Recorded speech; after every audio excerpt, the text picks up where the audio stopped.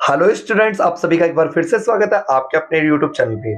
बच्चों, आज हम लोग क्या पढ़ने वाले हैं? आज हम लोग क्लास 12 की हिस्ट्री का जो सपोर्ट मटेरियल है उसके चैप्टर नंबर 6 को पढ़ने वाले हैं। बच्चों देखो, वीडियो शुरू करने से पहले मैं ये बात बता दूं कि कई बच्चों को लगता होगा कि भाई चैप्टर नंबर 6 का नाम तो भक्ति सूफी परंपरा, धार्मिक विश्वासों में बदलाव और श्रद्धा ग्रंथ। देखिए बच्चों, ये जो मैं आपको चैप्टर्स पढ़ा रहा हूँ ये बिल्कुल न्यू सपोर्ट मटेरियल के और न्यू सिलेबस के अकॉर्डिंग है, ठीक है? तो इसके नाम से कंफ्यूज ना हो, ठीक है? आपको जो कंटेंट पढ़ना है न्यू सिलेबस के अकॉर्डिंग वही पढ़ाया जा रहा है, ठीक है? अगर आपने वीडियो को आपने हमारे YouTube चैनल को सब्सक्राइब नहीं किया है तो सब्सक्राइब कर ले, क्योंकि हमारे इस YouTube चैनल पे सारे चैप्टर्स के सपोर्ट मटेरियल के एक्सप्लेनेशन की वीडियो डाली जा रही है लगातार।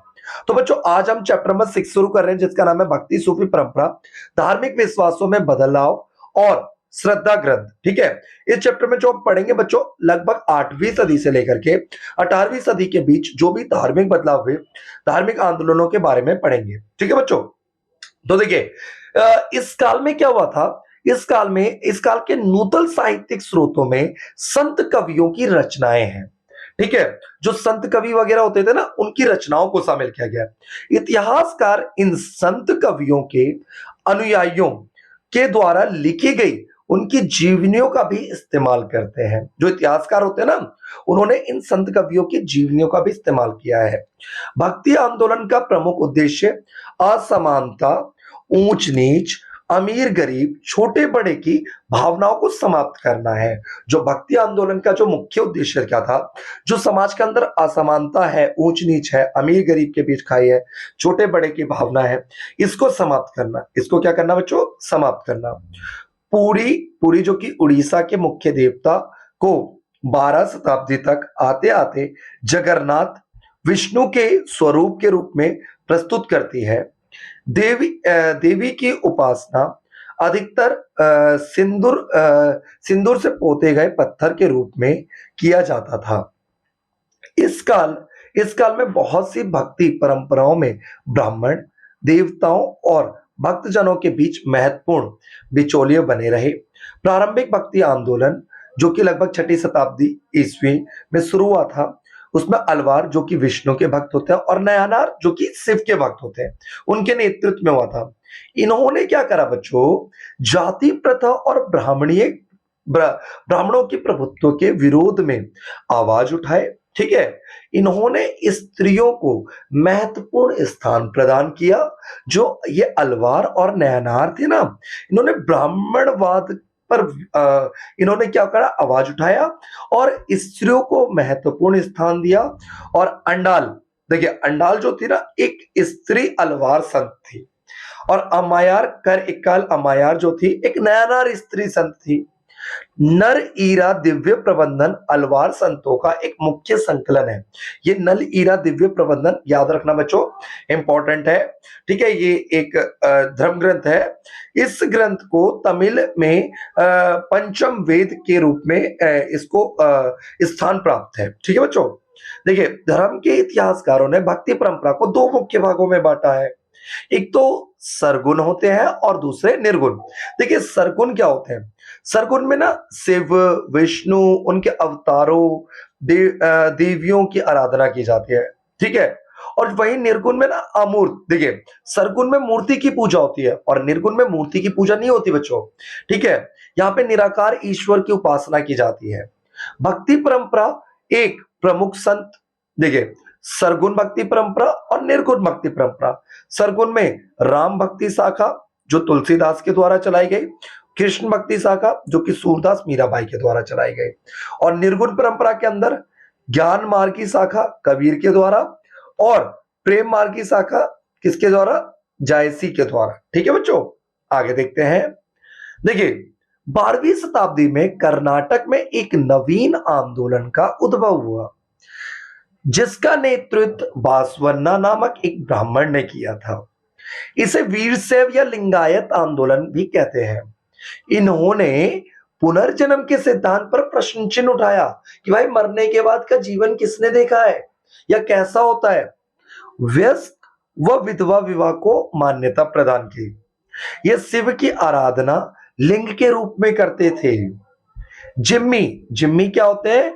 वे लोग थे जो उद्घटित धर्म ग्रंथों को मानने वाले थे, जैसे इस्लामिक शक्तियों के क्षेत्र में रहने वाले यहूदी ईसाई, ठीक है, उन्हें जिम्मी कहा जाता था।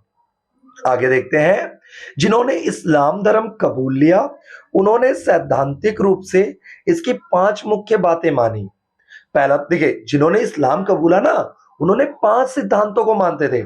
इस्लाम मानने वाले लोग अल्लाह को एकमात्र ईश्वर मानते हैं, अल्लाह के अलावा कोई ईश्वर नहीं है दूसरा उनके लिए। पैगंबर मोहम्मद जो है ना, उनके दूत हैं अल्लाह के। और खैरात या जकात बांटनी चाहिए, गरीबों को दान देना चाहिए, रमजान के महीने में रोजा रखना चाहिए, हज के लिए मक्का मदीना जाना चाहिए। जैसे हिंदुओं में तीर्थ होता है ना, वैसे मुसलमानों में हज की यात्रा होती है बच्चों।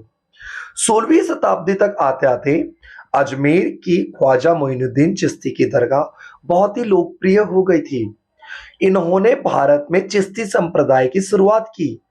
यह पीर और मुरीद, पीर मतलब गुरु और मुरीद मतलब चेले की परंपरा पर आधारित थी। इसमें खानका क्या होता था बच्चों? पीर के रहने का स्थान, पीर मतलब गुरु के रहने का स्थान। खानका काफी महत्वपूर्ण था। अच्छा, बासरिया देखते हैं। बासरिया सरिया को पसंद करने वाले सूफी थे। वे बासरिया, देखिए, जो सूफीवाद में विश्वास करते थे ना, ठीक है, तो उन्हें बासरिया कहा गया, ठीक है, बासरिया। और बेसरिया, सरिया की अवहेलना करने वाले सूफी संतों को बेसरिया, ये अच्छे से पढ़ लीजिएगा। बासरिया और बेसरिया, ठीक है बच्चों। देखिए, प्रमुख चिश्ती सिलसिले, मेन सूफी सिलसिले कौन से थे? एक तो चिश्ती थे, दूसरा सोहरावर्दी, तीसरा कादिरी, तीसरा नक्शबंदी, ठीक है बच्चों। कबीर की बनी 3 विशिष्ट परिपाटियों में संकलित है। कबीर की 3 मेन कौन सी परिपाटियां? कबीर बीजक, कबीर ग्रंथावली, आदि ग्रंथ साहिब, ठीक है।